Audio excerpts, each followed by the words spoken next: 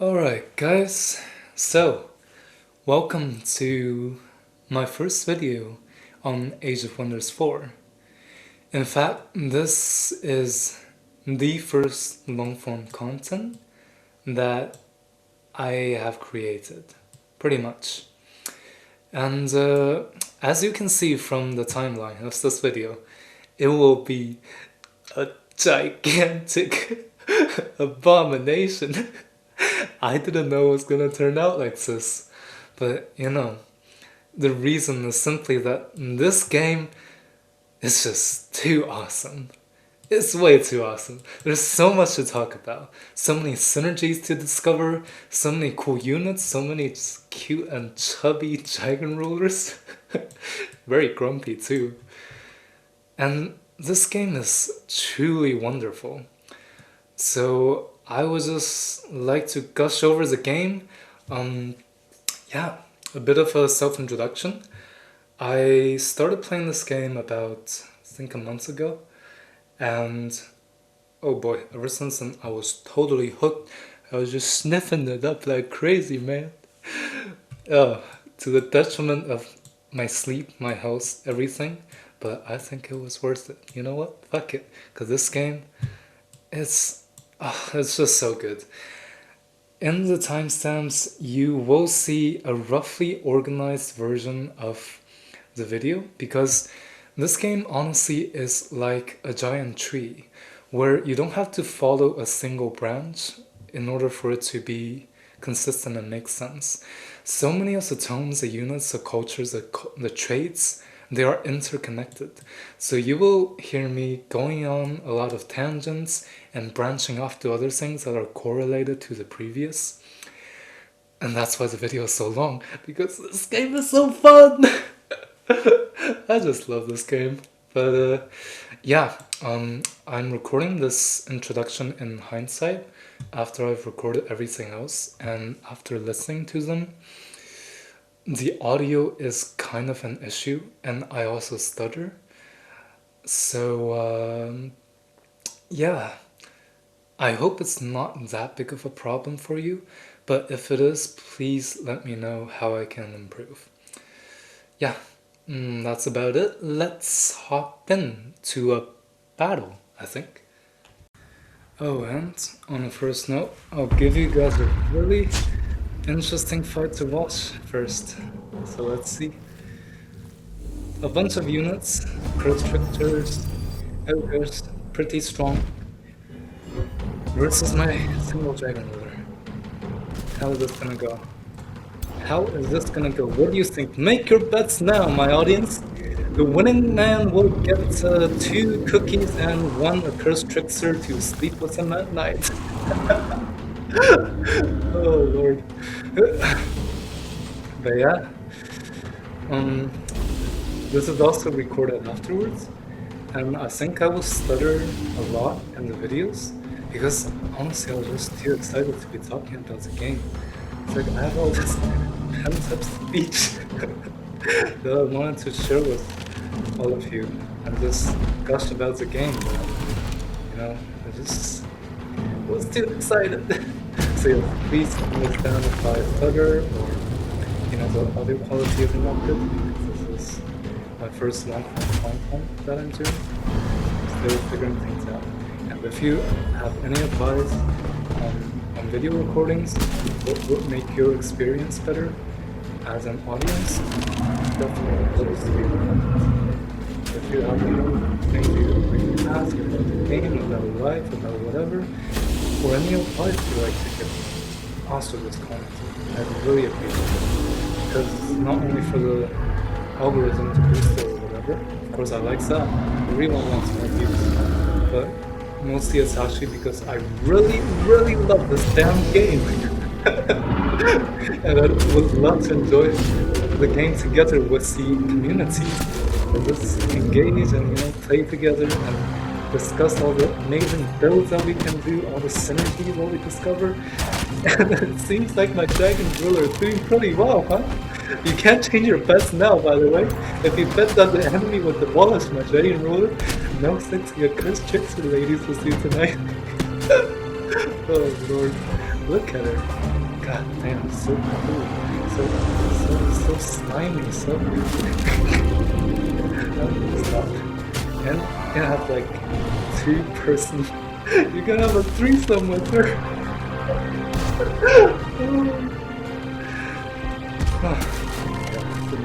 Let's continue watching. Yeah, these ogres are actually very strong tier 2 units. I do consider them to be like tier 2.5 or even 2.35. I think they're borderline tier 3 units. Plus they're actually single entities, so their damage doesnn't dwindle when they're numbered, because they only have one. And the only way to make the damage dwindle is to... But yeah, do you know what class this dragon is? It's a new class. Let's see. Very nice. Best by class. And it suits the theme.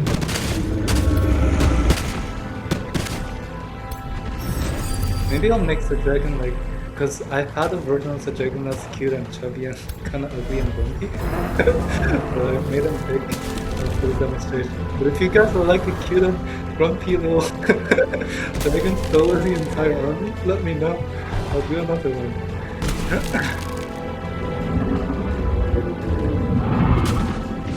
Yeah, this one. Oh, so strong dragon.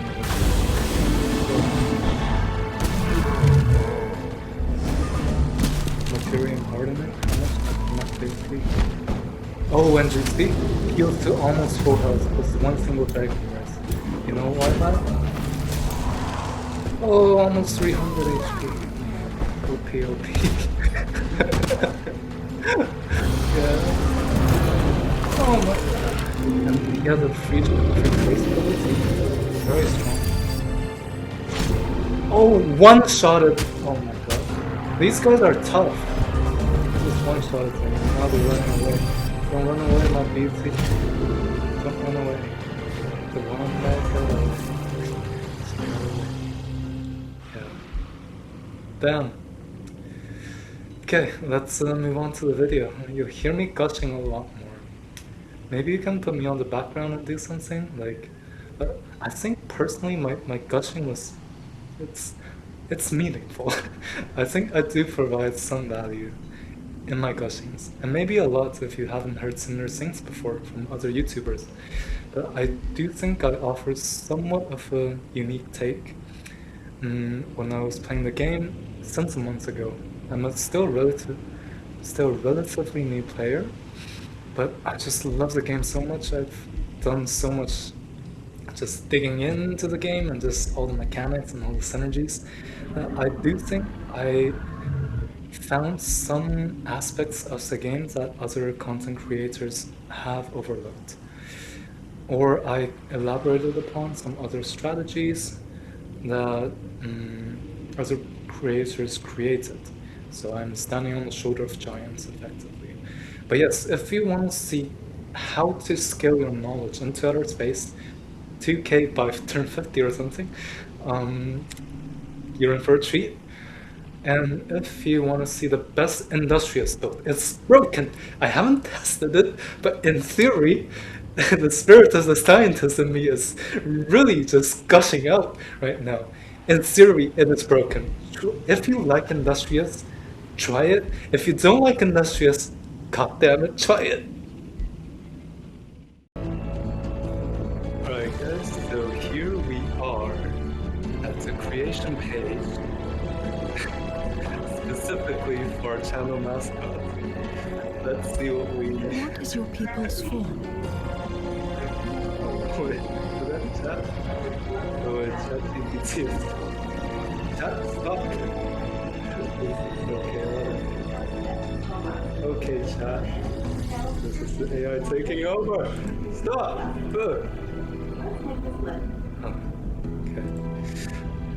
Anyways, that was a small mishap, but let's choose our channel mascot, as we've mentioned before. We definitely want Toadkin because these little fellas are just cute and chubby, kinda ugly, but I love them, and they're the first race that I started with. So it has to be done. Let's give them the traits of what do we want? We want stinky toads, right? So we want where is it? Like they hideous edge.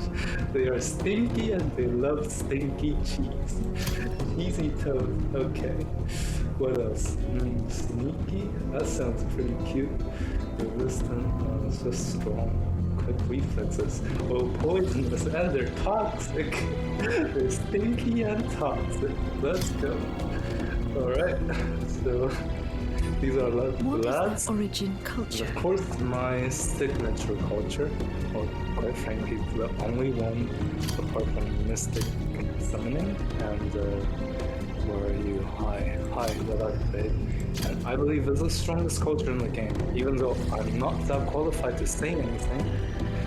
But yeah, one turn of Barbarians with the Ritual of Alacrity and Force March. Basically swift marchers. What defines this their trait? society? One turn of Barbarians, it can feel like an entire 3 turns of other races, of other cultures. It's just so goddamn strong. And then we have Fabled Hunters, my signature. Yeah. It's arguable, so swift marchers are definitely like it's a must pick for me, especially with Barbarians and Ritual of Alacrity. Basically, the penalties that you get from swift marchers are completely nullified by Ritual of Alacrity because of Force March. Yeah, Force March, what it does, it's kind of like tips and tricks for the new players. If you're a veteran player, you can feel free to skip it or just listen to me now. But yes, Force March basically allows your units to gain 100% of their movements, but lose 30% of their hit points. And that's pretty bad. So if you have 100 hit points, you lose to 70. And what makes it worse is that they become exhausted. These toads become very tired, they don't have very good cardio, and when they are exhausted, they cannot regenerate hit points in any form, either in the world map or using spells in combat. And this is a debuff that just cannot be cleansed, and it bypasses all status effect immunity. And even if you have the ring that you get from crafting, I believe it was like 3 tranquility pools that allows you to craft the ring with the attribute of granting complete negative status effect immunity to all heroes. Not all heroes, that would be crazy broken, but the heroes that have the ring equipped. Even if you have that item, this exhaust bypasses that negative status effect immunity. So this exhaust is actually the highest form of negative debuffs that you can have, so it's terrible. However, Ritual of Alacrity, it cleanses that completely. Culture? So basically, yeah. Players can activate the Ritual of Alacrity on any owned Barbarian outposts and cities. When activated, friendly units on the center of the outpost or city will restore 50% of their maximum hit points. Crazy. And 100% of their movement points? Crazy.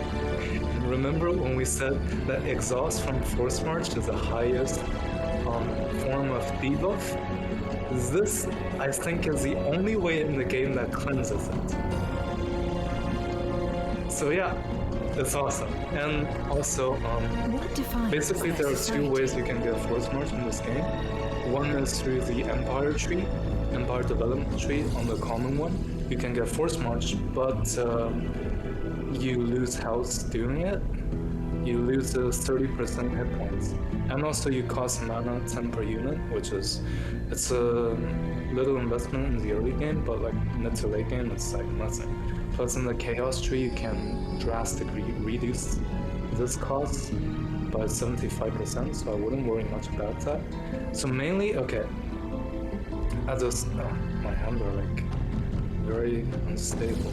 I didn't play PC games before, only like mobile games, so I'm not very good with the mouse. But anyways, to summarize Force March, it's an extremely powerful ability, but when you do not buff it up, it is also an ability that is ridden with downsides. Namely, you lose 30% of your current hit points, you become unrecoverable, exhausted, and it is uncleansable for 2 turns, and it costs 10 mana per unit. However, the main upside you get is that you just get 100% of your movement points back. And in this game, the key, the absolute fundamental to, in my opinion, how to play this game is that you just want to go around taking fights. This is what I've learned from We Play Games, another YouTube channel, I think very well established in this community. What I learned from him is that you just want to take as many fights as you can, and this game is essentially about war economy. It is not about sitting in your cities and just letting your cities develop as fast as possible. Cities are important, most definitely, but to gain the most amount of resources and, funnily enough, to make your cities grow as fast as possible, you want to take as many fights as possible. Because what does fights do?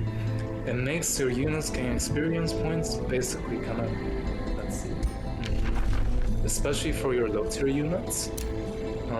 For example, we have Barbarians. We're playing Barbarians, and for example, we have our classic Warrior and Sunderer. So Sunderers as a tier 1 unit has, well, it's a very good unit, but they have unphenomenal stats to begin with. They have 55 HP, that's very low. It's not that low, but it's very tough. And then the damage is very good, especially when you get a critical hit. However, when you take fights, you gain experience, and this is where it makes them really, really busted as a tier 1 unit. So you see soldier plus 10 HP, plus 10 HP, and throughout when you get to legend, you see you can get 1, 2, 3, 4, 5. You get 50 hit points. And what is this? You double the hit points. So essentially, when you get to legendary rank, a tier 1 unit is worth twice as much as the non-ranked counterparts. What you also get is +1 resistance, +2 in total, physical defense and also resistance. And you also get +20% damage, plus you also get this champion medal, which increases critical chance, which is absolutely critical for barbarian races, because for the barbarian culture, always gets them mixed up. Because barbarians intrinsically grant all your cultural units, so units that belong to your culture, these ones, and also later in one day you can research their units. For example, we have, let's see, war breeds, and we can just go Handling Flame, Fire Templars. These are racial units, tier 4. Giga Strong, this Tome, I think it needs to be nerfed. Maybe like change like Handling Flame Arrow to like a, I don't know, like a technology that you need to research or something. Because this, in future videos, I'm gonna get into, perhaps in my humble opinion, one of the strongest builds in the game, and one of the strongest units with the strongest racial transformation in the game involving this tome and another tome that I will not reveal until the future to keep you guys hooked. Yeah, but also war breeds, these are very nice, but they just got outscaled by the Pirate Templars so badly because for the new players, in case you don't know, Pirate Templars are pull-on units, and pull-on units, the strong thing about them is that they deny charged bonuses by charged units. This is absolutely crucial. First strike is strong, so before anyone attacks you, before any melee combatants attack you, you get to attack them first and potentially inflict casualties. So you inflict damage on them, decrease their what's it called? Their amount of units. So for example, war breeds have 3 units. If you get a first strike on them and you get a critical hit, you might just kill one of their units. And so when they actually do damage to you, only 2 units will do damage to you. So they do less damage. Also, it links into why I think Weaken is quite a weak status debuff. It's almost always better to go with just flat out damage than to go with Weaken. But yeah. To get into why Power Tempters counter the War Breeds, they have charge resistance. So Warbreeze does charge, very strong unit, especially against, for example, skirmishers or just even shield units or range pieces like rangers or mages. However, when you encounter polearm units with Warbreeze, they become pretty bad. They just get shredded by the Fire Templars because they deny the charge resistance. So these guys just cannot charge into them and get the bonuses of charge strength. So basically, I don't know if you get the bonus damage from the per hex traveled. Please let me know in the comments if charge resistance also counters this damage buff from charge attacks. But it certainly allows the Pyre Templar to still remain in defense mode because it cancels the cancelled defense mode of Warbreeds. And Pyre Templars have first strike anyway, so this is just useless. So Warbreeds against Pyre Templars they're gonna get shredded. But against anything else, Warbreeds are still very strong. I just think Pyre Templars kinda need a nerf. They're just too good. They're also immune to burn. Yeah. It's too good, man. But not that I'm complaining since I love to use them, so don't nerf them. I love them. Yeah. What defines their society? Back to our designing our little mascots, with our little toads. Fable Hunters, this ties in very crucially with our war economy. About 75% resources from clearing an infestation, ancient wonder, or resource. That's basically everything.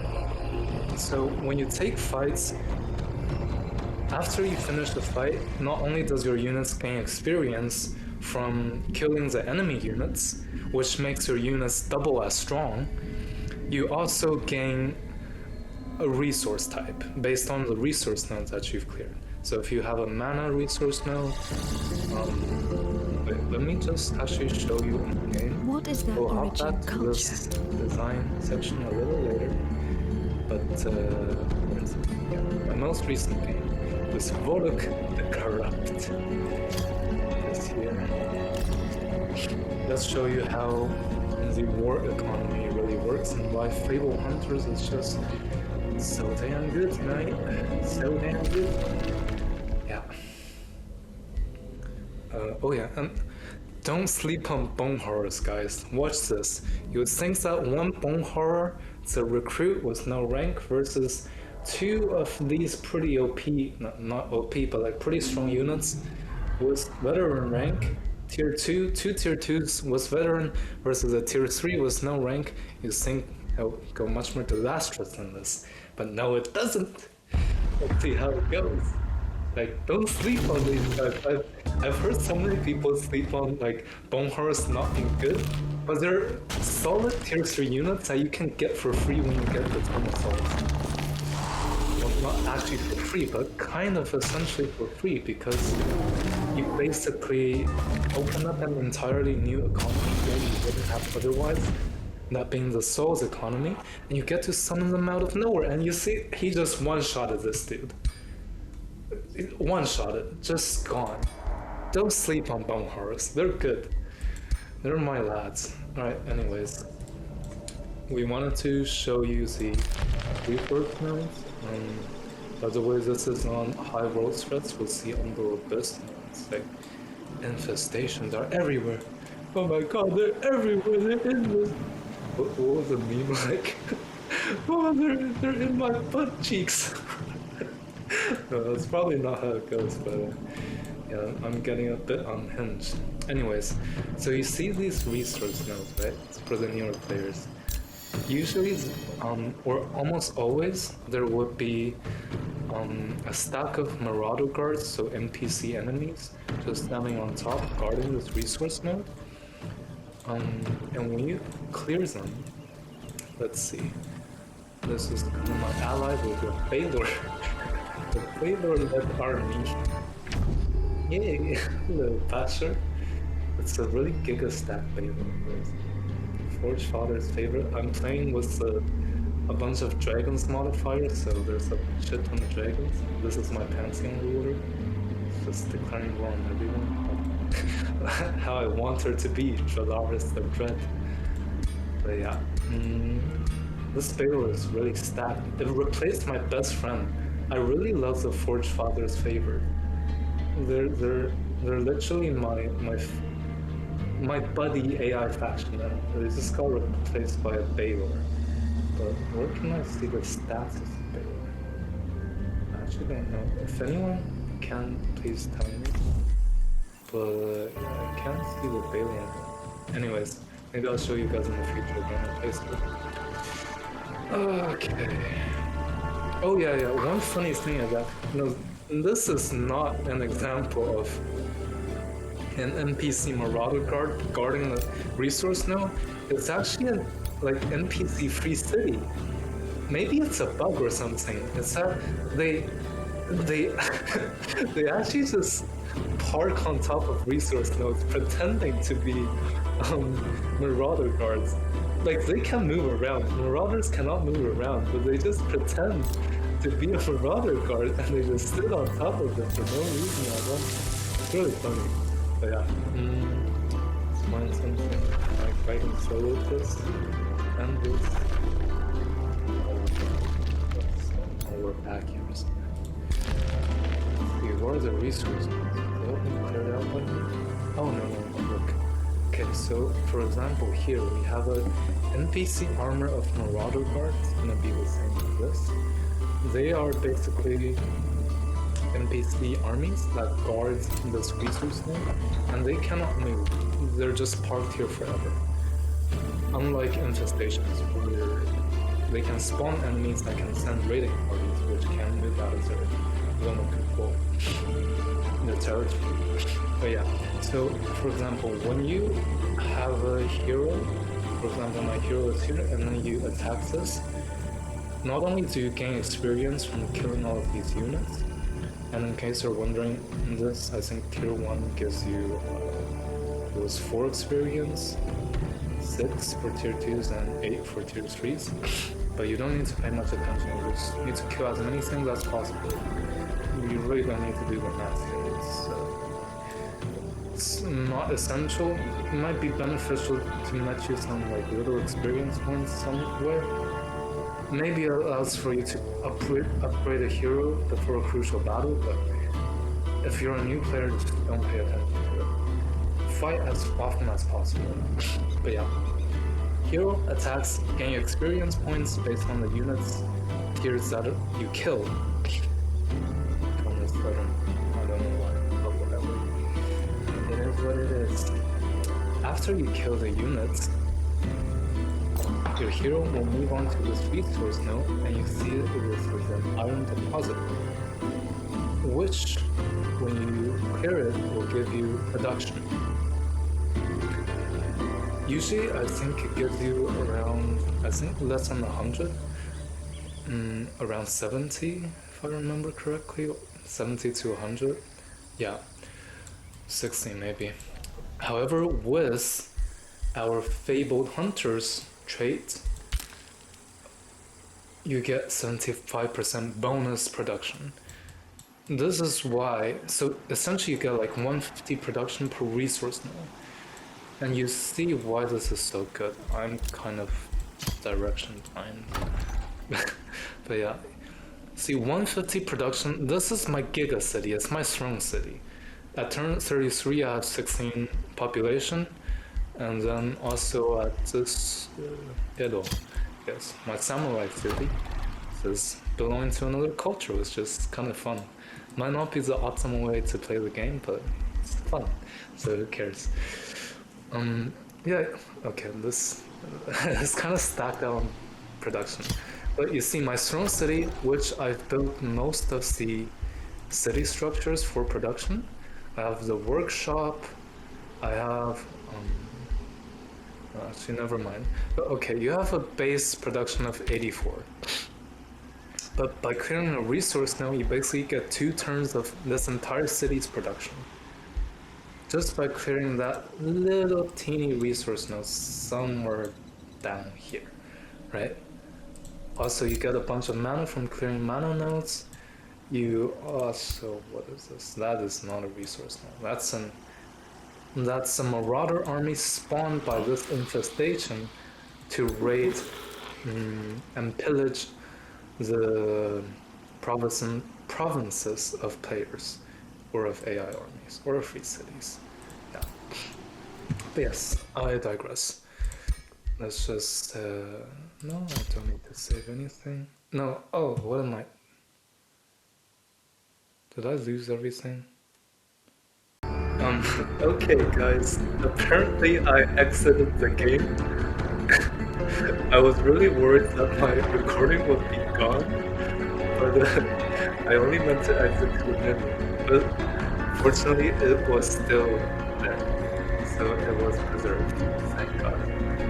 Let's continue on our fashion Your creation. journey starts here.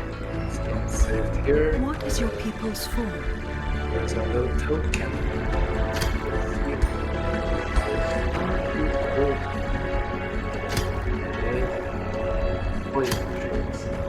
Stinky and hot. How I like it. What is their origin culture? Barbarian and barbarian. I honestly kind of save barbarians because they never shout. What defines their society? Okay, yeah, Swift Marchers. So we've explained why Swift Marchers, I think it plays into the strongest strategy of the game, because it complements so well with Force March and the Barbarians, Ritual of Alacrity, and Fable Hunters, playing into the fundamental nature of the game, and that is war economy. Economy through war. You always want war. You want blood. You want blood for the blood god, and skulls for the skull throne. But yeah, Choose your first turn. unless you're average worshipper of corn, it doesn't get any better than this. What do we want as our first tome? Either we want Chaos, Tome of Pyromancy. I don't really like Tome of the Horde. I know it's considered very strong, and I think it can be very strong, but Swankin, actually, I've seen people do math on this one, and the plus 20% damage for non-hero units on a multi-entity unit is not nearly as good as you think. Basically, you increase the number of units in formation. This increases the DPS loss. Well, there's no DPS in this, but damage per turn, I guess, since the smallest units of time in this game is not microseconds or nanoseconds or whatever, or quantum second or something like that. What was it called? Quantum. Wait, I need to check it. I studied physics. I don't know if you can this. Okay, so I haven't studied quantum physics yet, but quantum physics time scale. Let's. Oh yes, the plankton. Yes. Anyways, that was a side chat. By the way, guys, I think playing time, that is the smallest unit of time measurement. So if you want to impress your friends, playing time. Yeah. If they say nanoseconds or picoseconds or whatever, no, playing time. That's the OP one. I think, unless I'm mistaken, which I could be, but You can help me. I'll take responsibility. But yes, this isn't as good as you really think, because if you increase the number of units in your formation, you don't actually increase the HP. You basically, if the unit takes damage, your damage, the damage that the unit can dish out falls off automatically. So it kind of cancels out with 100% damage. It doesn't cancel it out completely, but yeah, it's not fair. Pyromancy is just good. I like it. You have a forester, which could be nice. And if you're playing, for example, on red, where there's a lot of summoning, this mana can definitely come in handy. And foresters are just good. They're better than farms. Yeah. Alchemy is decent. Do you guys want me to do like a tome video explaining all the tomes? I think Shinshin, another YouTuber, has already done it. There are some points that I don't really agree with, but in general, I think his opinions are very, very solid. Yeah. But let me know if you guys would like my take on the tomes. I'm still a new player. I just hopped into this game about a month ago, but I've put in a lot of hours. I'm so into this game. So I might have something to offer. And Tome of Rock, I really love this. People always sleep on it, but like, for me it's really good. You get a enchantment. Granted, it's not that good, but you get it on all of your units, except for battle mages and support, which I don't really use when as Barbarians. And you don't really need that much because they're there to mainly use up their turns for buffs. You don't want them to hit people that much. Yeah. This is really good in my opinion. And you have a chance of applying bleeding, which stacks so well with Tome of Pandemonium. Tome of Pandemonium. This, where is it?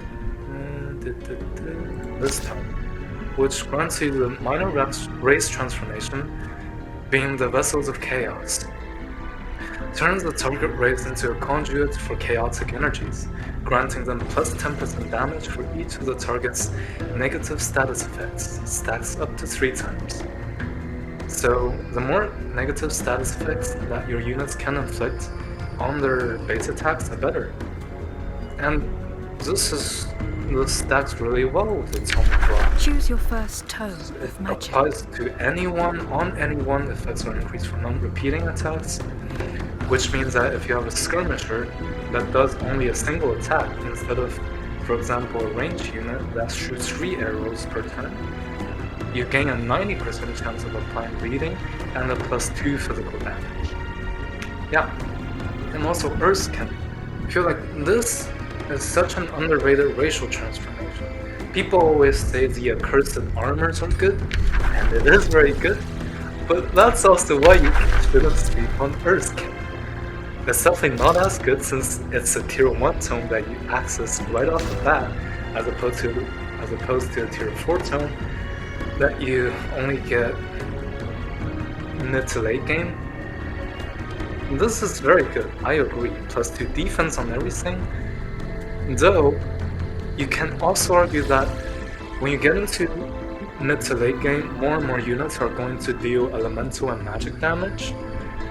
Especially when you go into the Umbral Abyss, most of the units that you have to worry about. So let's see, Umbral units, wildlife, my cute little Umbral demons. So you can see that as the game goes on, more and more high tier units are going to spawn, either through enemy AI or even through infestations and the world map. Because I believe all the Marauder armies on the world map will get stronger as time progresses. So as time progresses, all of the units throughout the game, or the enemies you're going to face, they are going to advance higher and higher in tiers. And you see this trend that higher tier units, they deal almost entirely magic damage. And how to counter magic damage, that is through resistance. It reduces all non-physical damage, which is basically magic damage. And this counters physical, this counters magic damage. And these are all magic damage. And you see Umbral Tyrant, Umbral Mistress, Magic, evil mutated penguins, the Dire Caster. They also deal 20 magic damage. And the funny thing is, this attack loses damage for each adjacent enemy to the target. So this basically means that if the enemy has a dire caster and they're attacking your units, if you have more of your own units surrounding, for example, your shield units, then they're gonna barely deal any damage to your shield unit, because the more popular and the more surrounded your units are, the less crushing isolation deals to them. But the more isolated your units are, the more depressed it makes them, and the more chance it kills them. Very schematic, I guess. Yeah. But you see, this other tier 4 unit also deals magic damage. However, when you get to the tier 3 units, they start to deal physical damage. But Doctor, this is such a stinky unit. I hate these guys. Especially when I want to solo entire full stacks with the Dragon Roller. This can just kidnap my Dragon Roller and the game's over. I hate these guys. But you see, when you get to tier 3, they start dealing melee damage. Also, like this tier 2, kind of special, it deals elemental damage. Half physical, half elemental. But the general trend, I think, is that, okay, perhaps the one population sample it's not very representative, but okay, for example, let's take Infernal Fiends. They're kind of special as well, but in that they deal both physical and elemental, but you see as a tier 1 unit, deals majority of physical damage. It's a 2-to-1 ratio. Gremlins, same except for this. Gremlins are just pretty strong, honestly. These little guys, they can hit like a truck, and they're weird. And how does their asshole look?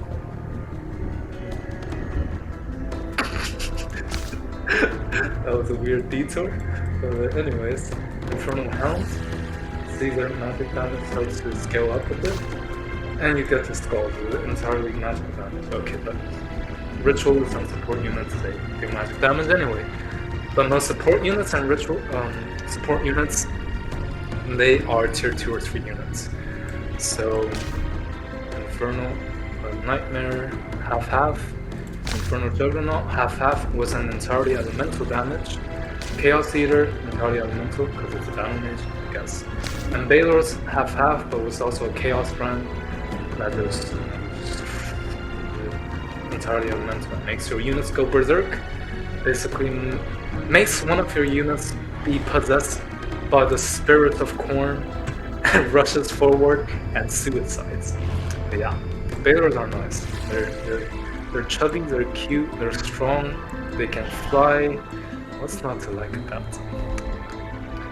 But anyways, as you can see, as your unit gets choose your first tome of magic to higher tiers, and basically as the game progresses, your units get to higher tiers of units, and those units will begin to deal primarily magic damage, if not entirely. And the way to mitigate magic damage is not through Earthkin or through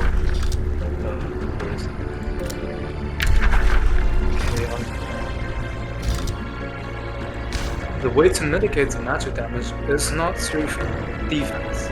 So defense inevitably falls off later in the game, while resistance inevitably increases in value. So I would argue that actually +2 defense right now in the mid to late stage of the game is actually not as good as getting 1 choose defense. your first tome Right off the bat, get it straight from the beginning of the game, where most of the units in the early game, they're gonna be low tier units, and they're gonna deal primarily physical damage, which can be reduced by +1 defense.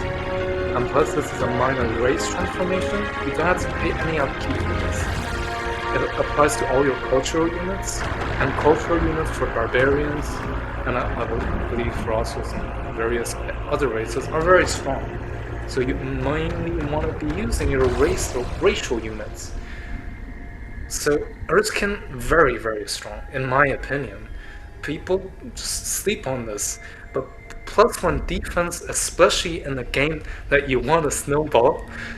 I know I'm just rambling on too much, I'm way too passionate about this, but +1 defense on a game that you want to snowball in the early game to drastically, exponentially increase your odds of winning in the mid to late game. This is so good. It decreases your casualties by a lot. It's basically a 10% damage reduction on all of your units in the early game. And how good is that? Plus, now it's in camouflage. I mean, this is alright. Like, who wants to camp on mountains? Except when you get into the Industrious culture, where there. Origin culture. You see, this game is so exciting. I just love this game. There's so many synergies to discover. Oh, so good.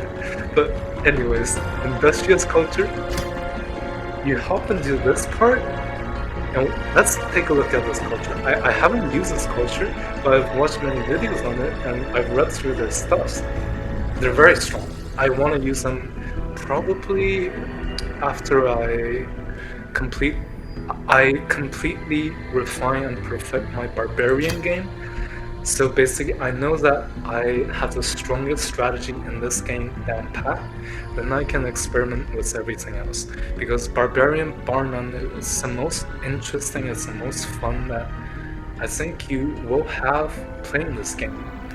If you know how to play it. It's a little difficult at first, but once you get the hang of it, it just feels like slaughter.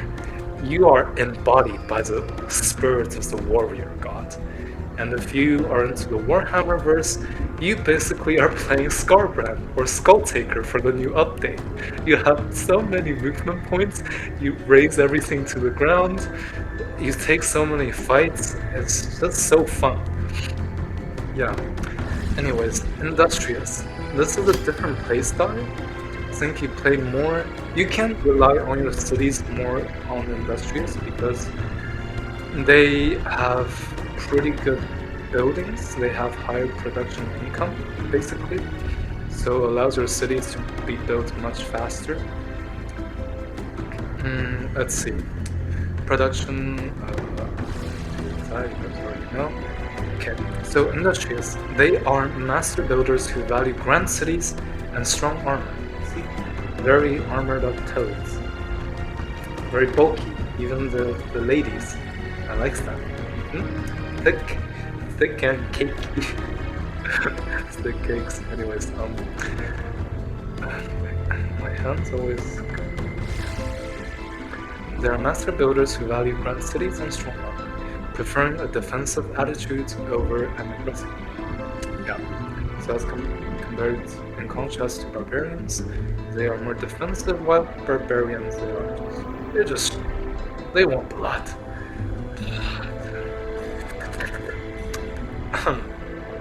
Corn got to me again. Anyways, through bolstering, this is the interesting part. They have through bolstering, units get sturdier as they get hit in battle. So what is bolstering? Once per turn, this unit gains bolster defense when hit by a melee or physical range attack. So basically, when anyone attacks your melee, or when any archers or skirmishers hit you with a range attack, it doesn't work on mages or support units because they're magical range attacks. You get a stack of bolster defense. You gain 1 defense for 3 turns. And you can stack it up to 5. And whenever you stack it up, whenever you gain a new stack of bolster defense, the 3-turn timer refreshes, I believe. So you kind of get just a stacking defense throughout the whole combat, which can be very strong, and bolster resistance, which works the same way as bolster defense, but it grants resistance when hit by a magic. So very strong passive, I really like it. It especially makes Industrious very strong against AoE attacks. Not so much about It doesn't counter single target focus attacks as much, because when you have magical AoEs, for example, let's see where's the pyromancer? Chaos. Where? Pyromancy. We are on this tome. I was looking for the pyromancy here. I was like, "Ooh, where is it?" It's like looking for your glasses. And when you're wearing them. Looking for your phone when you're scrolling on TikTok. Anyways, but you see, why Industrious is good against AoE damage types. So let's take our pyromancer, your tier 2 culture unit. Ritual unit that you get from the pyromancer, your resources. So they have just a customary, fireballs, customary special, inflicts burning. It's nice. And also, battle mages just got a buff in the recent patch, making all of their magic base attacks deal 2 more damage. So if you hear a lot of people saying that battle mages are bad in past videos, which they were bad, I think, they're a little better now. So you can definitely feel free to use battle mages and just not feel guilty, not feel like you're missing out on anything. They're pretty good right now with a little damage buff. It's basically a 20% damage buff, But what we want to look at right now is a flame strike. So they gain. My brain is not braining right now. So basically, flame strike deals damage in a 1 hex radius. Sets these hexes on fire. So 16 damage, full movement, full action point. How this affects Industrious is that if you flame strike an Industrious group of a bunch of units, you only deal 16 damage to them, but you grant them all a stack of bolster resistance.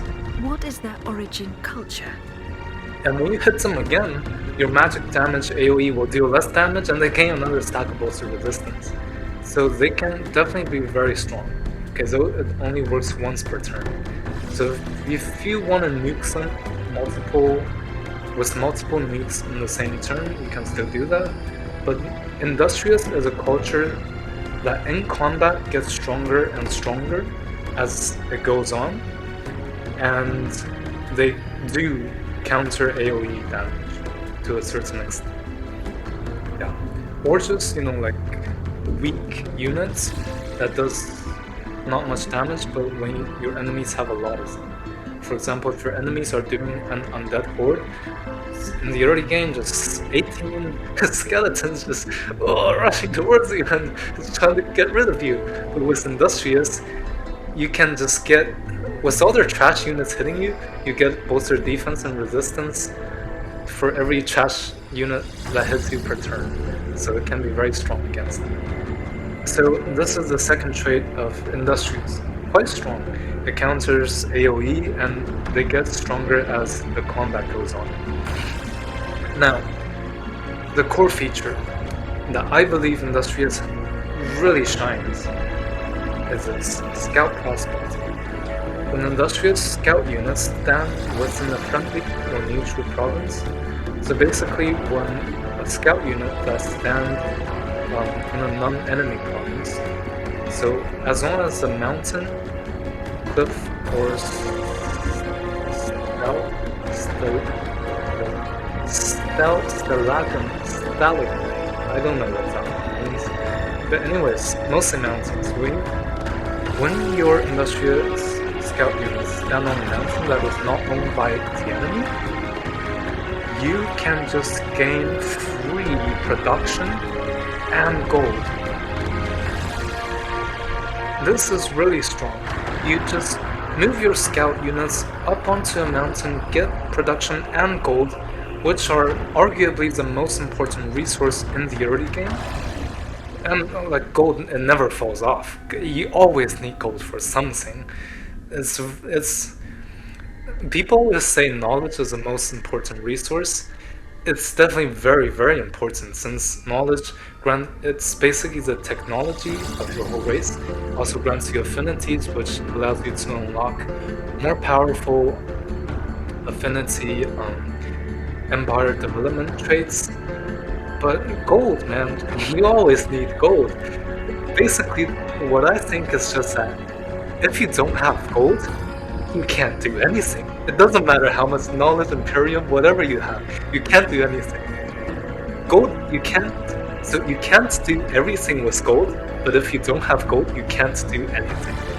That's my thoughts on gold. So Industrious are very strong, and it allows you to get your core units, core structures in your city online very quickly, which in turn translates to better knowledge income, better gold income, more units, more Imperium incomes through your wizard tower, and more powerful spells through all your various chaos bolstering matrices, or Materium, or astral bolstering matrices. Very strong, yeah. But, okay, to tie it back into the Tome of Rock that we are talking about.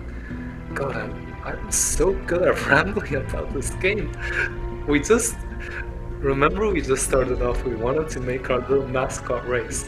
And how long has this video been going on for? So 20, oh my god, it's like, like 40 minutes, 50 minutes. Well, anyways, if you guys like listening to this, I'm not gonna feel guilty because this game is so fun. I love it. Like, there's so much to talk about this game. So yeah, I'm not gonna apologize for rambling about. It's just what I do. Anyways, through bolstering, scout prospecting. Yes. Well, each province can only be prospected once, but honestly, I think in this game, if you really want to have fun and really have a sense of wonder for the Age of Wonders game, you really want a large or a very large map. Because, small maps just doesn't do much. Everyone's just next to each other and you're all crammed up. It doesn't feel like you're actually discovering the map. So, on a very large map or a large map, each province can only be prospected once. It's not big of a deal. You just move your scout units through mountains. Okay, and now we basically get into the very, very good synergies of Industrious with the Tome of Rock.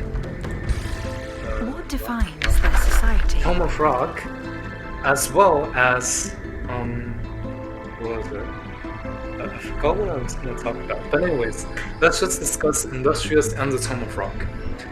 As we already know, Industrious main three features: higher production income.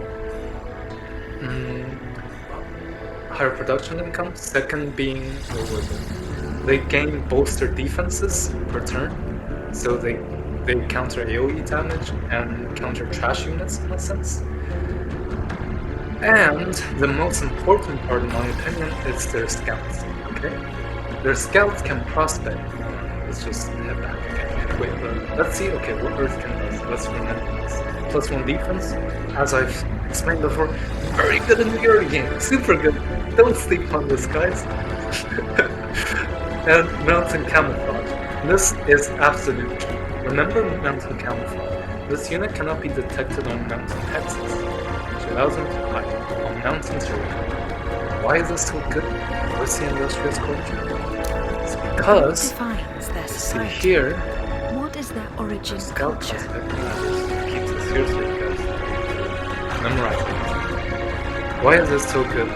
Why is mountain camouflage specifically so good with scout prospecting? It's because if you want to play Industrious in multiplayer, one of the ways that other players can counter your scouts just getting infinite production and gold is that they are probably gonna pick flying mounts to just run down your scouts. So in theory, and this is what I think, how I would play to counter an Industrious culture, is that I would pick either flying mounts or just I will actually also pick the Tome of Rock because it's just so good. Like Choose when your you're playing first and tome countering of Industrious, it says you get mountain walk because mountains are the harshest terrains in the game, bar none. It costs you 16 movement points to walk through, and when your units mostly have 32 or 40 movement points, you can see here. Let's throw this guy. You'll have like 32 movement points, mostly. Like it's all like 32 movement points. Some skirmishers, I believe, have like if they're mounted very fast, have 48. 48 means you can only move through 3 hexes of mountain terrain. This is terrible. You have very fast movement. If you have just average units, 32 movement points, you can only move through like 2 mountain hexes per turn. So basically, if you're playing multiplayer and you want to counter Industrious, the main way you counter them is by finding their scouts and bursting down their scouts, so that their scouts cannot prospect, granting them infinite production and gold. But it's very hard to do that because your normal ass units only have 32 movement points, and if you do not have mountain walk, you walk through the mountains with 16. Like, you just can't catch the scouts. And the scouts for the Industrious, our famed scouts, they have mountain walk by default. No, Industrious. I love Barbarians so much, I just auto-clicked them. You see, in this trait here, they have mountain walk. So essentially they can move through 5 mountain terrain per turn. So if you want to counter Industrious, the best way to counter Industrious in multiplayer is by catching their scouts. If you want to counter them, you gotta catch their scouts, but you cannot catch their scouts if you do not have mountain walk, because you're gonna be like hurdles on mountains. They can just run away, which makes Industrious very strong in multiplayer actually. What makes them even stronger and giving them, kind of immunity and just able to continuously print out golden production with your scout units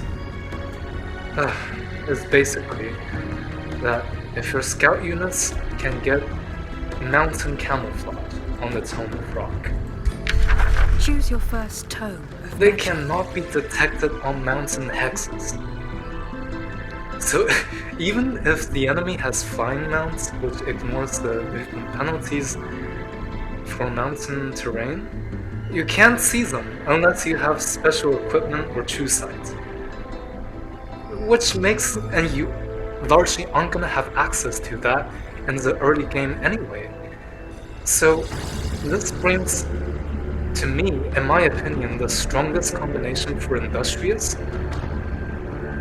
which allows them to have kind of an infinite, well, not infinite, but a golden production just printing machine. You get to print out money for free with your scout units, and you cannot get caught while doing it. So basically, Industrious are the worst criminals. They rob banks, they launder money, but they cannot get caught. And how do we do that? You know what? Let's just make our toadkin into that place. What is your people's form? We're gonna change this up to just a demonstrate, right? We get flying mounts. Or you can just look up rapid mounts. Really good. But I just like flying mounts because on foot rapid mounts, it synergizes very well with the mountain walk. It's very fast movement, runs 48 movement, and with, if you remember, the mountain walk with the scout units, they have 48. They move through mountains with 8 movement points per hex, and then they also have very fast movement points. So basically, this allows them to move through 6 mountain hexes per turn. Basically, 48 divided by 8, that is 6. So if you have Swiftfoot Raptor mounts on your scouts, this allows them to move through 6 mountain hexes per turn, while also granting slippery and cavalry, and 5 hit points. Cavalry is just cavalry. However, this thing that I really want to point out is how they get flying mounts. That's where it becomes broken. Because what does flying do? Oh, there's so much to talk about. Okay. It moves through terrain. Any terrain. Mountain, water, doesn't matter. Okay, to move through water you need a special tech, but whatever. Flying, you can move in any terrain at a movement cost of 5. Wonderful, brilliant! And in battles, you can also just move past your other units. So there are times when you have a bunch of units just clumped up together because you want to get into a formation, especially with Industrious. And you want your support bus to land on as many units as possible, so your units get clumped up.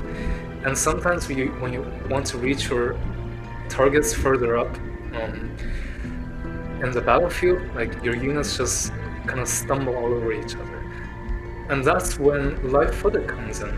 That's why many people like light-footed, because it allows friendly units to not clump up and block movement. But when you have flying mounts, it's everything in one. It's such a good package deal. +2 vision range allows you to see everything better, allows you to make better decisions. Knowledge is power, information is power. Especially in this game where war economy is very important. This is very good. You can move in any terrain at a cost of 5, and can move safely past other units. It's everything combined into one. It's so good to find mounts. Okay, I've fanboyed enough for a flying mount. Now, why is flying mount so good compared with Industrious? It's because any terrain at a movement cost of 5. I'm sure I've rambled on too much, and the intelligent ones amongst you have already picked up why this is so good. You move through mountains at the cost of 5 movement points, while your scout units, you have 40 movement points. So this allows your scout units to move through 8 mountain hexes per turn. It allows the mountain movement penalties to become completely negated by the flying unit. And what can you do with that? You can just prospect so many more things with your scout units. You can get so much more production, so much more gold per turn. You basically monopolize all of the mountains in the whole map. And if your enemy also have an industrious culture and they didn't choose a flying mount, they just choose something that is not as well thought out and doesn't synergize as well with Industrious, you're gonna take over all of the mountains. You're gonna leave them with nothing. This is so strong. So yes, okay, strongest Industrious build, in my opinion. Alright? Toads, you have to go toads. Or dwarves. You have to be bulky. This is non-negotiable. It's what makes them strong in the first place. Alright? Toads or dwarves. Alright? Okay, on a serious note, flying mounts. You either go with the Blessed Dragon mounts, or let's see. You can go with the Foot Raptors. It's not as good, I don't think, but it's still very good. Because of the combat bonuses it also gets. Flying mounts, Pegasus, or Eagle mounts. There's Eagle mounts or Blessed Dragon mounts. They're all the same, it just depends on the aesthetics. Yeah. Basically, you want to choose a flying mount with Industrious, and then you want to choose the light-footed weapon. This is completely, well, almost completely worthless with flying mounts. Yeah. And you want to choose, honestly, just something if you want to choose. I think it's quite flexible from here on out. If you really want to min-max everything, I'd probably choose like either tough or resistance. Resistance scales you better into the late game for the reasons we discussed before. Tough coupled with like very beefy Industrious units. Take a look here. Industrious units are the beefiest. Where are they? Animal Guard, beefy. 5 defense, 70. When you upgrade them, you get exalted defense. When you enter defense mode, facing Alex, you get another stack of bolstered defense. You get, 128 at legend rank, 7 defense, 2 resistance. They get bolstering, the passive we explained before. These guys can get to like 10 defense easily, you know, with also like supportability and all that. And actually defense, like, and resistance, the higher you go, the more valuable they actually become. There's like some math behind it, but you can kind of trust my word on that. Or like, you would think that they fall off, but they don't. This is the best way to put it. Don't worry about stacking high defense or high resistance. You don't need to feel guilty when you stack them high, and you don't really need to particularly aim to stack them high. You get benefits throughout the entire curve. Yeah. But yeah, these guys are beefy. Industrious units, very beefy. Bastions, oh, even beefier. 107 to 150, 9, 4 when they reach legend rank with bolstering. They're like unkillable by normal means. If you have corrupted boon or something like that, or insta kill from the Reaper, Tome of the Reaper, yeah, they can just die like flies. But through normal means, they are almost unkillable. Yeah. What is your people's form? To make our best Industrious build, there's so much to do and talk about in this game. Wonderful. Okay, just look cool, pick our dragon mounts, and then we can pick anything. I'd probably just go very tough. Why not? Let's just stack our defense into the heavens, and then just. What is their origin culture? Let's do Industrious. Because that's all, I think it almost makes you effectively almost invincible in the early game. You just don't really lose any units in the early game if you have this combo that I just did. And then you also get the infinite money glitch through your the scout units. And I think that oh my god, this is broken on Industrious. I'll just play this afterwards. Get Swift Marchers on Industrious. Essentially, it grants all of your scout units double the movement. So, with fine mounts, your scout units can already move through 8 mountain hexes. You can basically blow through a mountain with your fine mounts on your scouts. But when you have Swift Marchers, you get double the movement points. So essentially your scout units, you can prospect like 2 or 3 mountains in a single turn. And this can really just take over the whole entire mountain prospecting economy. It stifles all of your opponents if they're playing on Industrious. It's so strong.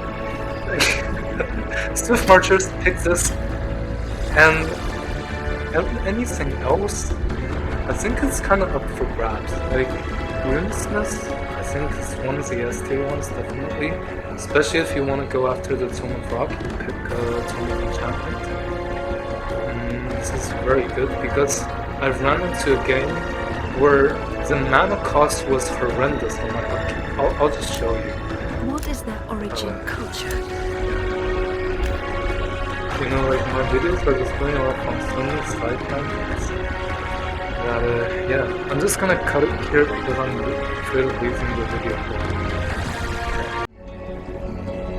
Okay guys, so this is the 3rd recording of this video. It's taking so long, but I'm loving the process. I feel like I haven't been so passionate about something for quite a long time. Being passionate about Industrious codes. Anyways, but I wanted to show off how unit enchantments can. The problem in the late game, mid-to-late game, when you stack too much is the mana burn.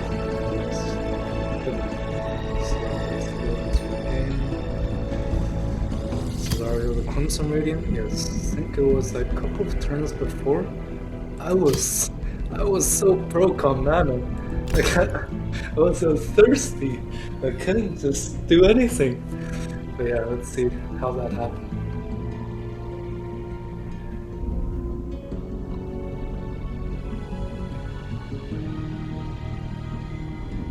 Very nice portraits or landscapes, by the way.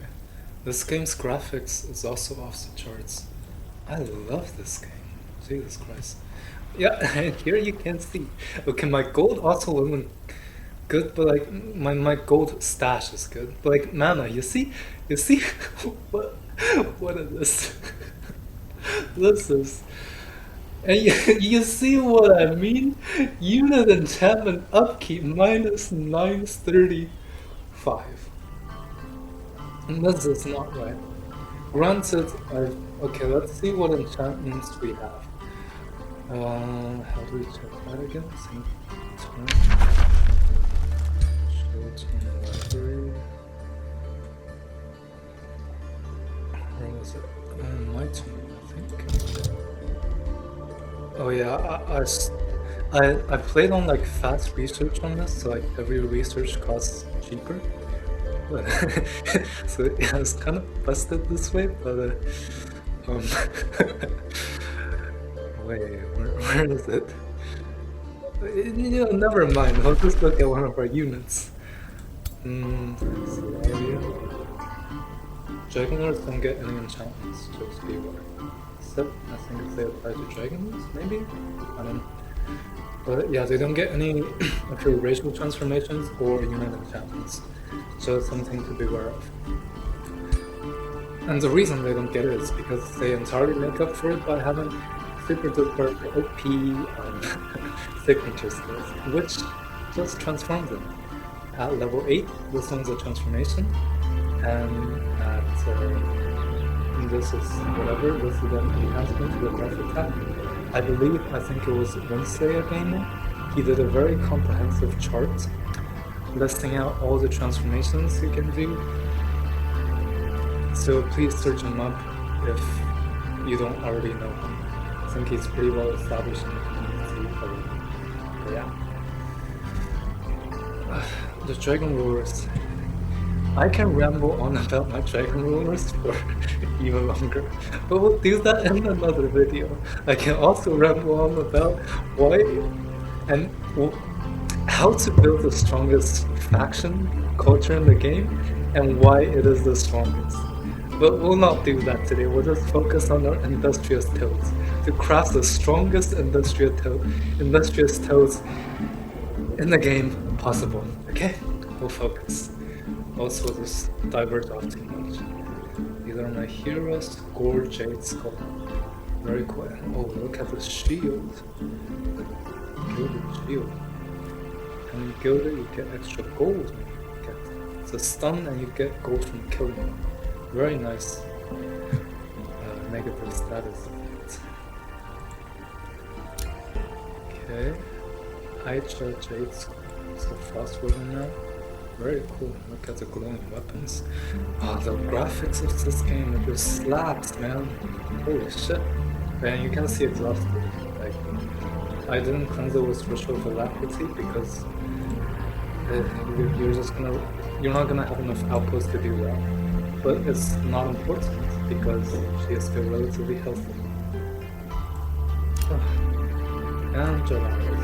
This is my Pantheon. My Pantheon, Ascended Ruler who is now a hero. Very strong. Very strong. Warrior Dragon. So strong. I just can't stop gushing about them. But I do think that the new Spellblade and the Death Knight, they're very strong. And the warriors are kind of just generic. Especially now you can't get Reckless Rage anymore. This used to be my go-to, Reckless Rage. Go up to the enemy and then just do a gigantic Dragon Blast. And then you can just kill some low-tier units. And then just get decaying zombies from those. Ugh, it's broken. And then just get killing momentum.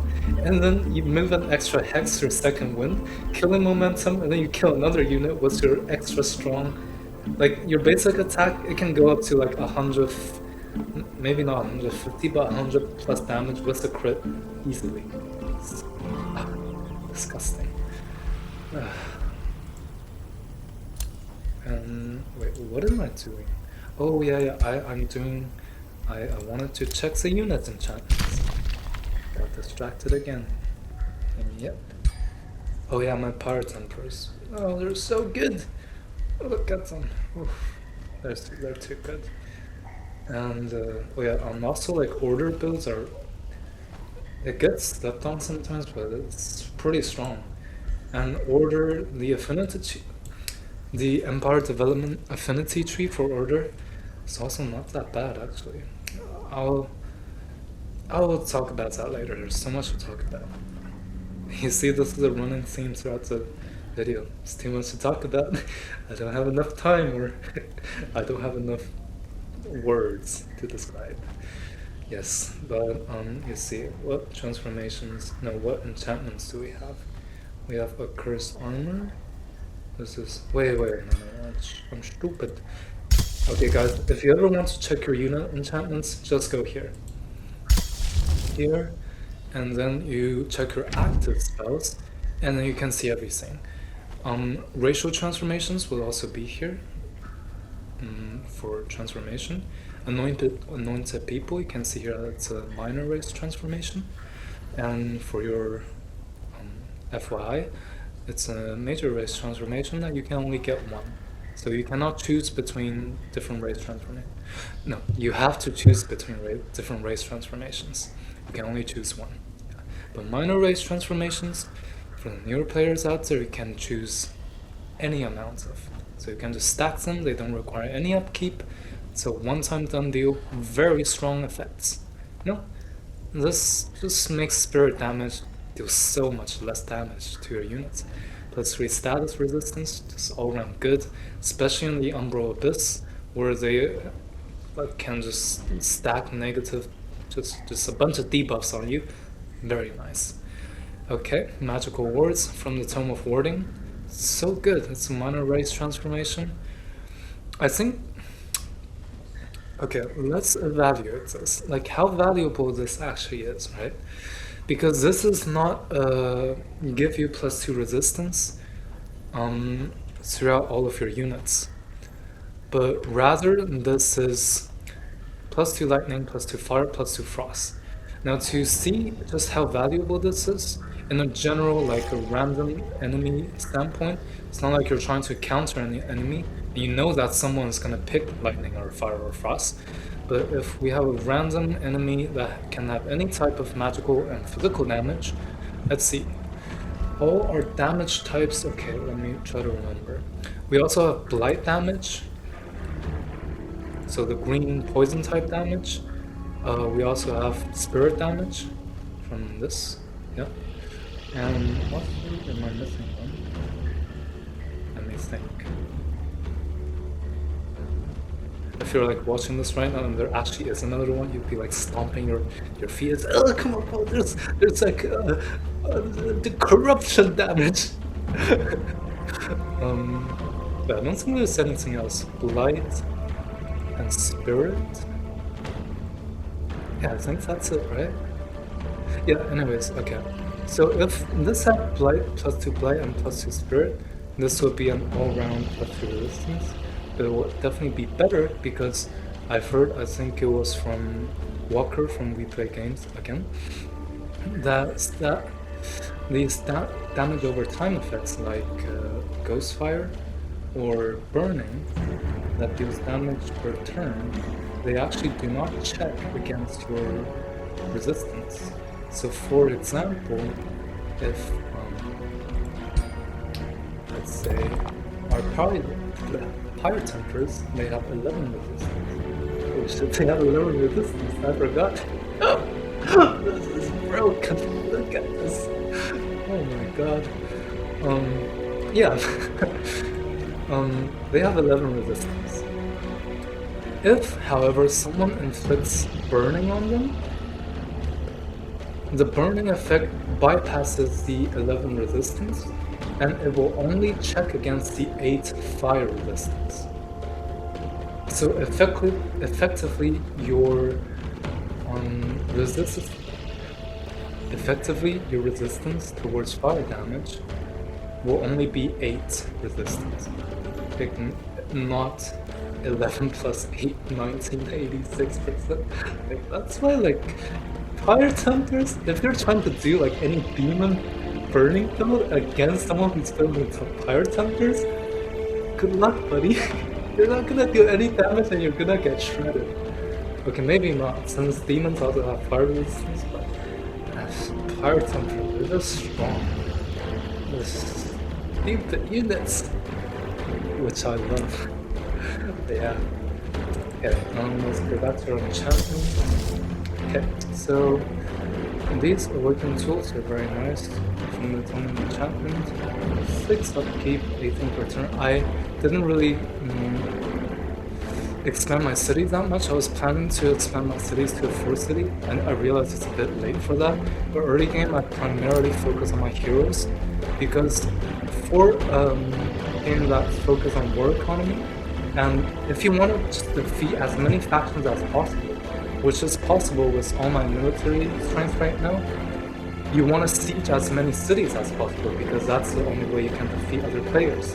And the only way you can siege cities is with heroes, right? So you can see all my heroes, except some that are clearing ancient wonders, they're sieging... What is this guy doing? Oh yeah, he's going there to obtain the magic to complete my collection. Yeah, only this one left, focus crystal. And this one, that's a focus crystal. Yeah. Already have an outpost constructed there with my lovely barbarian scout units. They're so good, I love them. Okay, anyways, for the economy, you just want to have as many heroes as possible to take over the map, because you want to have as many sieges as possible. When your Dragon Roar becomes a one-man army, essentially this is a one-man doom stack in Warhammer terms. You kill entire 18 full armies with this. Like this, look, 619 army power versus, oh, this is only 425, that's a lot. But no, you can take on like 2,000, 2.5k army power with this, no big deal. So strong, Dragon Rulers, yeah, so strong. Anyways, back to our enchantments. We have Cascading Power. I got this, I think it was from clearing an Umbral Abyss resource node. And sometimes when you clear a resource node, when you kill Umbral Abyss Marauder Guard, you can actually get a spell that you haven't researched. And in this case, I got this, which is awesome. Cascading Power. It grants you, whenever you cast a spell, you basically deal 20 free lightning damage to the enemy. And then it stacks, so the further the battle goes on, the further the damage of this thing scales. Very powerful. Especially if you play on like a Wizard King, like by turn 3 or 4 or 5, you can just smite enemies. It's like, you feel like Zeus, you know? So good. Now we get into our enchantments. Accursed Armors, 88 gold, 123 mana upkeep. That's okay. Blessed Armors, again, that's not okay. It's these two add together. Accursed Projectiles, Brutal Mark, and this is alright for my scout units. Actually very important. Like, don't forget about this, because as I have explained before, in a game that war is economy, information is power. You can plan out your attacks so much better. You can discover ancient wonders at the edge of your vision, and allowing you to be so much more strategic and just scale your entire economy so much better. Like, it's just so good. Don't sleep on the scouts. Scouts are good. Information is power. I've seen like in one of Shinshin's videos that he really looks down upon like I think it was a tome of squaring, or it was another astral tome that gives extra vision range to your units and cities. He definitely does have a point. It's like you're just watching your enemies get stronger while you if you if you get something that increases vision range while your enemy is getting damage, you're just watching them get damaged. But it's a bit more complex than that. Yeah. Information many times allows you to take better fights, more fights, and just higher quality, a lot of different productions, and allows you to plan out your strategy so much better. That sometimes, you know, getting like some damage on your units, it's actually not as important as getting more information regarding the map. Yeah, that's my take on it. But, you know, damage is always good, so nothing against that. Flame Best Champions, 96 mana, 1, 2, 3 mana. Like, these are all very good enchantments, so I don't want to turn any of them off. By the way, like, if something gets too expensive or you don't need them anymore, you can always just cancel them. But you do need to spend the world casting point, I believe. For example, yeah, you need to spend the world casting and the mana to cast them again. But you can save all the upkeep if you don't plan on entering many difficult fights, or you just don't need them for them. Yeah. And yeah, it's just, and I cancel my Thundering Blaze too. Like, it's just costing way too much at that point. But yes, all of this was to demonstrate that. Where is it? But by the end, like, my mana income was okay, I think.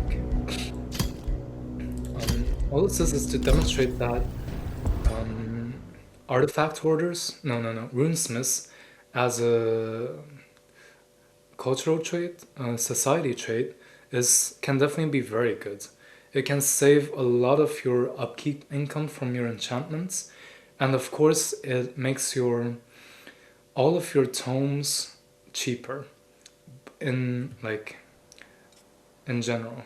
No, I don't want to ascend it again. I want to look at my final screen. That was so good. Not this one. And this is epic. Yeah, so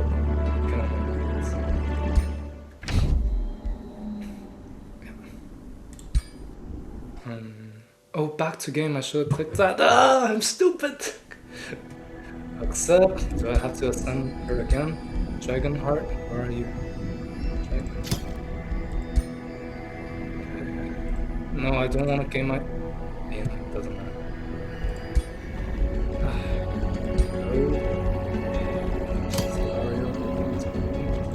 For the final tone, let's take a look at this.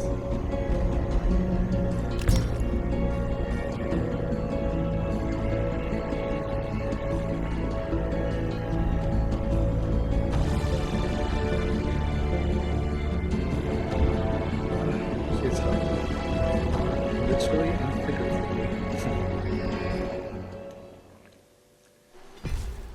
Okay.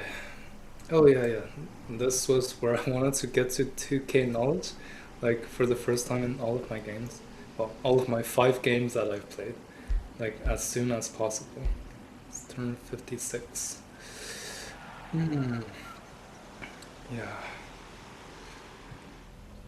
Yeah, my mana is okay right now. My gold is busted, because I think I just busted a bunch of cities and a bunch of Asian wonders, so yeah, but okay, still a lot. You see, artifact hoarders, no, always get them mixed up.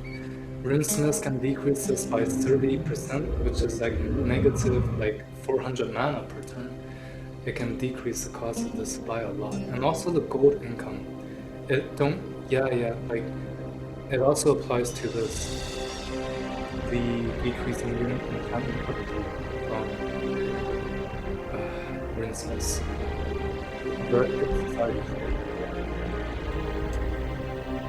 My favorite run so far, out of my 5 runs, this is very strong.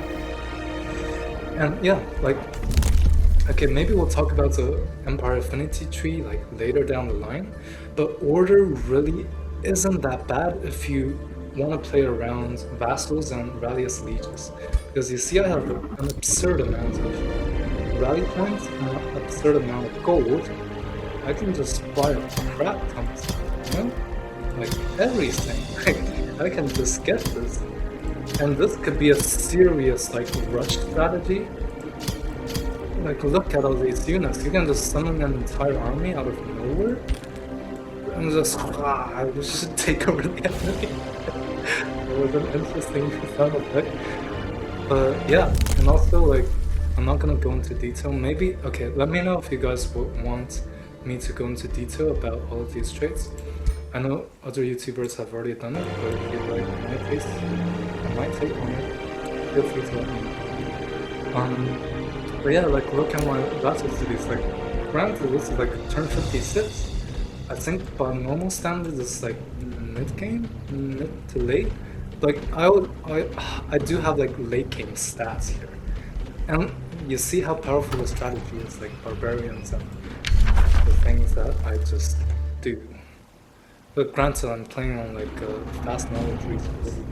But everyone also gets fast knowledge research, so yeah, whatever. It is what it is. Let's see my fastest. Yeah, you see. And because you want to clear a lot of infestations, and by this order affinity tree, this is actually very good. Because the thing is, the higher relation you have with the free city, the faster you actually gain allegiance with them. So if you have a contested free city that's contested by another player or an AI faction, if you have, like, you can get 800 relations, basically max relations, that's 800. You can't go any higher than that. You can get 800 relations very fast just by clearing like 2 or 3 infestations, and then you can just take over the free cities of everyone else. Because the rate that they gain allegiance with their own free city is not as fast as if you just place a whispering stone on their free city. So a lot of these free cities are just taken over by me. You see, nobody else has any free cities. There's just, you see, I'm about to take over this. This is me. That's my ally, but I'm not gonna get them any free cities. This one, I mean, I guess I just missed one, but whatever, I don't care. Other vassals and like, you know, out of all these factions, they just got like 5 free cities. Like 5 free cities. Meanwhile, I got this whole list, you see? And the income from vassals, don't ignore it. It's pretty high at this point in the game. See, 422. This is very high, like it's almost like 60% of this, no? Of my city income. So granted, my city income isn't that good. There's only 4 cities, but you know, it is what it is. It's very good. Like, order, don't sleep on the entire affinity trees. And especially the thing with free cities is that even though you kind of want to farm them, but it's actually much better to just farm the Umbral Abyss and just farm the map and Ancient Wonders. Because laying siege to cities is such a big waste of your time. You spend minimum like 1 turn. Mostly if you have great siege projects, you have the siege for like 2 turns. And if you don't, 3, 4, 5 turns, it's all possible. You waste all of that time and you could be just farming the Umbral Abyss for all the goodies, you know, all the gold, all the void stones, all the monoliths, which grants you like 30 mana. Yeah, it's not worth it to just fight with 2 siege free cities. It might be worth it to fight with them to kill their heroes and get knowledge extraction from this skill. I definitely had a lot of these. You want to take a look? Wait, you know what? This crypt is busted. Maybe I'll show you guys in another video. Because this is kind of like my secret strategy that I haven't seen many people talk about. It's basically what allowed my knowledge to get so damn high. And my skull income, I haven't built any skull things. Oh no, you guys already see it, yeah, whatever. But it's just so good, yeah. Oh, anyways, we head back and we exit the menu. Should I like post this in like 2 parts? I don't think anyone is gonna watch me at this point. If there's still anyone here, I would be amazed. And I would really, really appreciate it. Like, take me up, like, the co-op matches. That would be awesome. Okay, what do we want to do now? Oh yes, we want to create our strongest industrial matches. Alright. Okay, come on. Let's do it. The strongest faction in the game, the strongest race and code, of course. Okay, and we want finance first. I'm gonna just choose tough or anything else. Okay.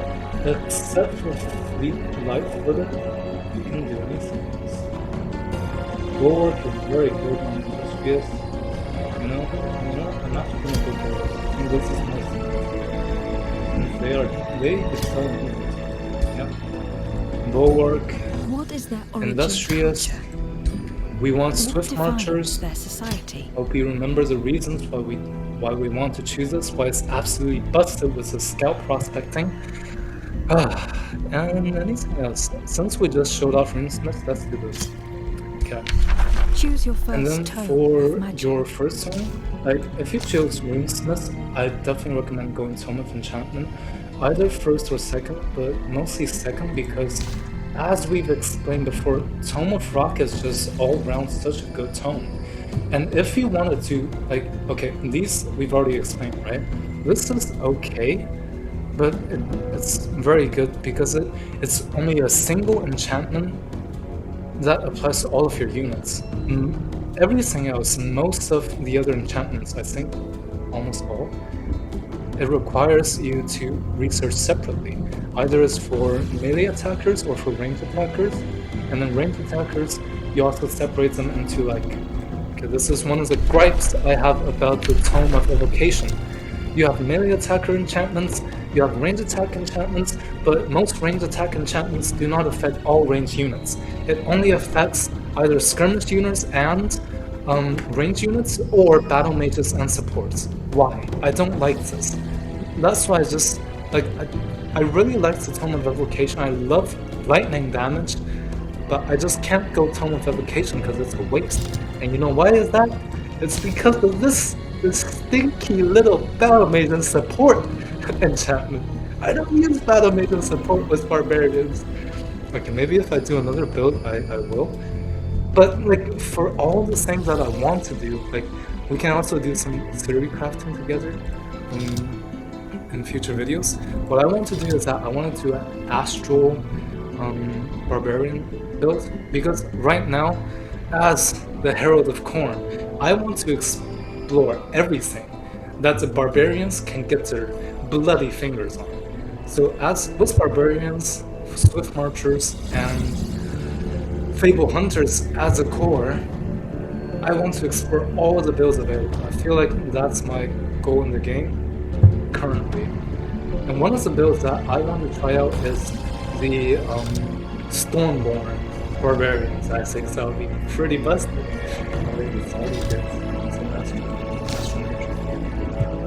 But basically, I want to build a barbarian astral build that focuses on stormborne as our main tier 4 culture unit. But guess what? These things, they're skirmisher units. I love skirmisher units, but I don't love the fact that they do not get buffed like this. Because you see, like Stormborne has so much synergy with the downpouring, it makes everyone as well as your girlfriend when she sees me. It's just like downpouring, you see, everyone becomes wet. Minus lightning, minus frost, it has wonderful synergies with the lightning and frost damage, but it's mostly damage. It has wonderful synergy with the Stormborne itself. Wonderful self-contained synergy. And these guys also immune to electrify, so if you pick the Naga major race transformation, very, very strong. All of your units that have like 32 movement points, 40, bam, directly just there. It's essentially a 25% movement to all of your slow movement units. 25%, that's a lot. Amphibious, that's whatever. Like, if you have a big water map, that could be strong. Since if you embark, like your units become substantially weaker. Slip away, this is so good. It really counters the killing momentum heroes. That's one of the things, and also why one of the order tome, I think it was a tome of prosperity, or is it? Yeah, tome of prosperity, where we had our last demonstration with our pirate hunters, was the blessed armors.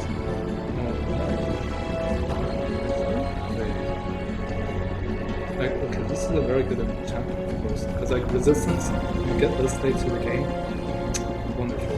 Better, in my opinion, this enchantment is definitely better than the one in Tome of Calamity, the accursed armors. Yeah, Wait, but where is that? Like, that's one of the things I love about order tomes is that where is it? Let's see. Sanctuary? Yes, this. This actually counters if your enemies have killing momentum. Giga Chat heroes counters them really hard because killing momentum it only triggers when the hero kills someone. And when you have a level 20 warrior, spellblade, Death Knight hero, it's very easy for them to kill someone with one shot. However, this effectively prevents all of these units to get one-shotted. Because Face Wall is good, reduces upkeep, but not necessary since in the Cleansing Flame you always, because of Pyro Shrine anyway, you can grant all the units produced in the city Face Wall. And plus in the Tome of Fates you can get it, I think, but Tome of Fates is kind of just bad. This is where I agree with most of. No, it's actually alright. Like, yeah, this Tome of Fates I think it's alright, but it's definitely not as good as the Tome of Zeal for sure. Like Zeal in your whole army, wholesome army, it makes them even more wholesome and even more angelic. It's the angelic transformation. But anyway, yeah. Where is it? Tome of the Sanctuary. Keeper's Mark. This is very good because when a Giga Chat warrior hero wants to just pop down your whatever unit, they deal damage, but then when they should have died, they will gain steadfast. They become undying for one turn, and they become pacified, which, you know, is kind of a debuff. Your unit can move, but they cannot attack, basically. They can also do support and healing abilities, I believe. Yeah, they just cannot attack. But this is so strong, because killing momentum... Okay, basically, my opinion is that the strongest class of heroes, ritualists are kind of like in their own niche. They need an army to be good, and when they have a good army, they are very good. They might even be better than like warriors and these charge type heroes. But ritualists aside, I think the charge type heroes are the best, and that is basically warriors, spellblades, or spell swords, the hero class, and Death Knight. The only reason that I think Death Knight and warriors are on par with spellblades, who have the best parts about being a warrior and a mage, I can get into spellblades. They are completely broken on dragon warriors. They're so good. Like last match, Stellario the Crimson Radiant, where I got like 2k knowledge, and that's on a spellblade dragon warrior.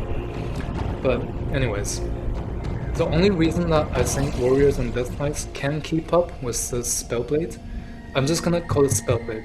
It just runs off my tongue more easily, better than spell sword.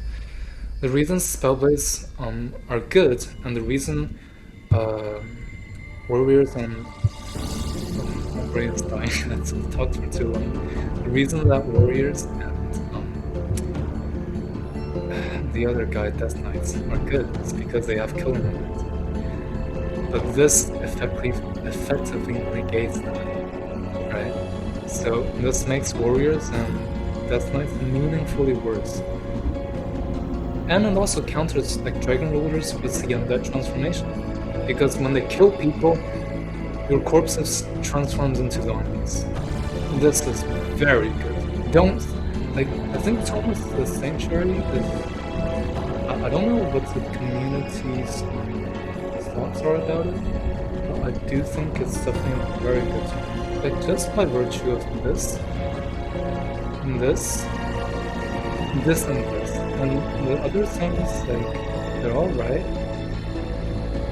Healing spell is this doesn't do much, and this is don't research this. You have way better stuff to do for defensive siege structures. This is just bad, and defensive siege structures aren't that good anyway. because many siege projects can just blow through them, right? And the consecrated domain, this could be good. It's very defensive. It's a defensive tome for sure. And it's very good at doing that. And this, yeah, this is very good. Like, if you have a very strong ruler, like, the enemy has like, oh, 5 turns, like, I finally, with my tier 4 and 5 units, I finally worn your Giga Chat Dragon ruler down. I can finally kill them on the last turn. And he just, boop, full HP again. And yeah, dispels all negative status effects, very good. Plus you get a special bonus improvements. This is honestly, I like it, because when you're playing on high road spread and Umbral Abyss, there are gonna be a crazy ton of just marauding armies running around. It's almost unavoidable that one of your provinces is just gonna get pillaged out of nowhere. Because just a random Umbral army just pops up and just say, hi, we're here to take some of your population, don't mind me. And then they just pillage it. And oftentimes it's a big problem to get your heroes or your armies back to like defend against it. But this effectively makes it like, no, you just don't care if they pillage it. It takes 4 turns to pillage. Like, you can just, do a lot of stuff and, oh no, you pillaged one of my province improvements. Good luck with the next one. You take another 4 turns. And guess what? After a few, the game's over. So I think this almost effectively allows you to ignore the, to completely deter enemies from pillaging your provinces. Because it yields less resources and takes so much longer. And when you get into the chaos tree where you decrease the amount of time to pillage by 1, it still takes you 3 turns to pillage. And the thing that is good about the chaos tree on pillaging is that it also heals your units by, I think, 20 HP whenever they pillage something. This effectively shuts down that entire strategy because they can't heal anything. Some people just use that as a heal, emergency heal in enemy provinces. Like, you pillage their province, you get resources, and then you heal up. So good. But this just prevents that from happening. Just build one in your cities, and your cities are almost like immune to pillaging. Yeah, like, this is very solid. Very good tone in my opinion. Especially if your enemies like either go chaos or they go heavy into spirit damage if they're playing high. This really helps. It's one of the only ways to get spirit in the whole game. Tome of Sanctuary, I love it. I used to not like order tomes because I am an embracer of chaos. Chaos is my shit. But order not too bad either. This is my shit. Tome of the Chaos one. I can gush about this tome as well. I think apart from the Tome of Astrolord, is that his name? The Tome of the Great Mage? Where is it? Tome of the Archmage. Yeah. Apart from this, Tome of the Chaos Lord might be the best tier 5 tome. In my opinion, it's... Okay, let's just say, by the way that I play the game, this is actually the best. Solely by virtue of this. Solely by the virtue of this. But yes, I can just gush on about this for too long. Let's do that in another video. If you want to see me, hear me, gush on about my favorite tomes and my favorite strategies, let me know. Choose okay? your first tome. Anyways, strongest Industrious. Choose the Tome of Rock first. No, thank me later, alright? Choose flying mounts, bowstring defense. The other one's fine, you don't have to choose bowstring defense. But flying mounts or swiftfoot raptor mounts, there's some freedom in that. There is entirely, it's up to you if you choose bulwark or not. Industrious. Society traits, you choose swift marchers for double the prospecting, double production, double gold, and anything else you want to choose. I chose Runesmith because what I've showcased before is just very good. And it synergizes well with Tome of Enchantment, and if you want to do any enchantments, you can do that. and it yields much better What is your results. Yeah. ruler's origin? And heroes you can do anything. I love dragon rulers because that's just how I play. And for Industrious, oh no, this is another synergy of Industrious. Oh yeah, and like apart from society traits, like, okay, look, here's the thing, right? Do Industrious still get hero items by prospecting? Only can prospect the products with production. Okay, I think like in one of the older videos that I watched, this actually might yield items too. I don't know if it still does now, but if it does, you can choose anything that relates to What item defines acquisition their society? that compounds well with item acquisition. So, and that being artifact workers. Gain more items.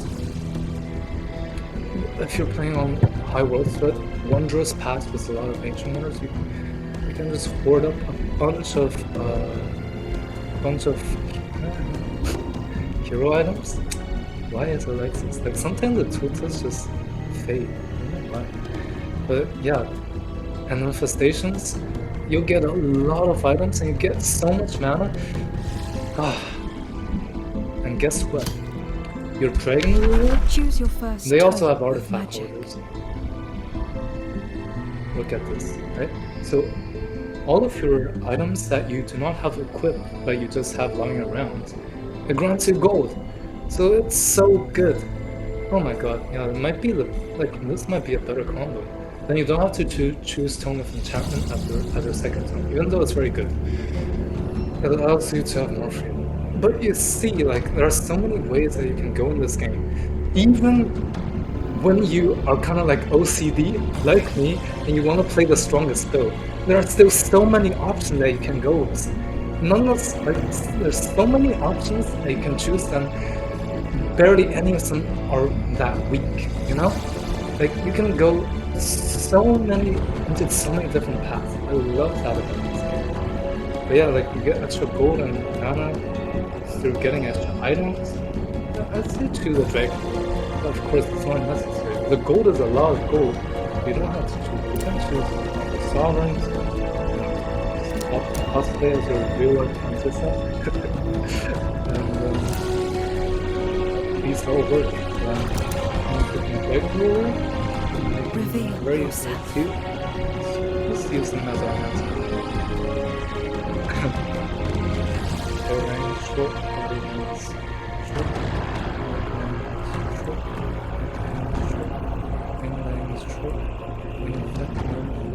very chubby. Yay! Happy dragon. Love it. And then, he looks very kind. Kind of kind but commanding at the same time. I like it. Yeah, it's just like for the sake of like role playing. Let's do it defender. Since Industrious synergizes both. I don't really like the defenders. They're powerful, but it takes quite a bit of time to get online. But with Smite playstyle, like you can get your Dragon Ruler like level 20, 15, 20 turns, so it's not that big of a deal. I do like charge-based weapons a lot, that repeating ones. But I believe you can also get armor claw. Okay, so for anyone wondering, Dragon Claw, this deals repeating physical damage. It's just your stereotypical, just your fighter's damage. It's like a sword. You swing it 3 times and it's I believe no.